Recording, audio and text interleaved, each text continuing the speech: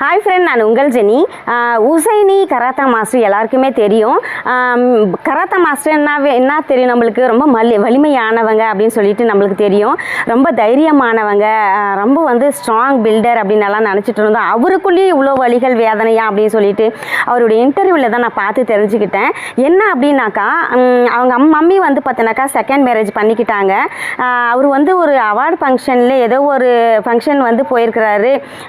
அந்த இடத்துக்கு வரும்போது தயவுசெய்து அந்த தாலியை எடுத்து வச்சுட்டு வாங்கம்மா, ஏன்னா உங்களுக்கு கல்யாணம் ஆகலைன்னு சொல்லிட்டு எல்லாருக்குமே சொல்லியிருக்கேன் நான் அப்படின்னு சொல்லிட்டு சொல்லியிருக்காரு. அதெல்லாம் முடியாது அப்படின்னு சொல்லியிருக்காங்க.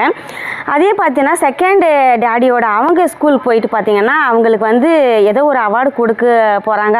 அந்த இடத்துல போய் பார்த்தீங்கன்னா என்ன அம்மான்னு சொல்லாத அப்படின்னு சொல்லியிருக்காங்க.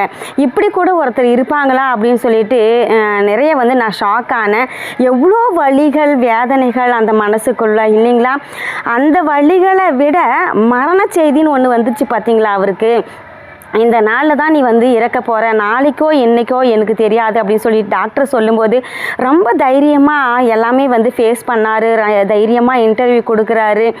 அந்த மரணத்தையே பார்த்தீங்கன்னாக்கா ஒரு சவாலாக ஏற்றுக்கிட்டு இதையும் நம்ம ஏற்றுக்கிட்டு தானே ஆகணும் அப்படின்னு சொல்லிட்டு ரொம்ப அழகாக இன்டர்வியூ கொடுத்துருந்தார். அவருடைய எல்லா பார்ட்ஸையும் தானம் பண்ணி நான் இறந்த பிறகும் அது இருக்கணும் அப்படின்னு சொல்லிட்டு எவ்வளோ ஒரு போல்டாக நினச்சாரு. அப்போ தான் நான் நினச்சேன், சாவு என்ன சாவு, அதுக்கு முன்னால் நம்ம பண்ணுற நல்ல காரியங்கள் தான்.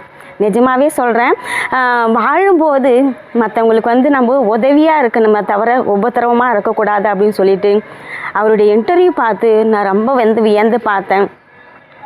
ஸோ நிறைய வலிகள் வேதனைகள் அவருக்குள்ளே இருந்தாலும் மற்றவங்களுக்கு உதவியாக நிறைய கராத்தாவும் தைரியத்தையும் நிறைய பண்ணியிருக்காரு. ஏன்னா அவரை பற்றி எனக்கு தெரியாது, நான் பார்த்ததும் கிடையாது.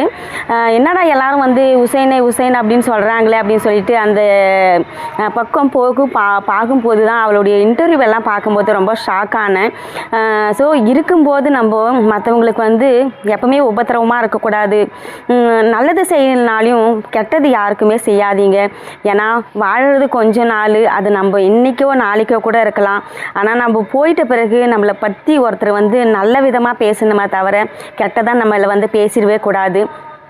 ஸோ தயவுசெய்து நம்ம செய்கிற நல்ல காரியங்கள் தான் அந்த எல்லாம் வல்ல இறைவனுக்கு நம்ம சொர்க்கத்துக்கு வழிவாசலை திறக்கிறதுக்கான ஒரு வழி. ஸோ இருக்கும் வரைக்கும் எல்லோருக்கும் நல்லதே செய்யுங்க, நல்லதே நடக்கும். நன்றி, வணக்கம்.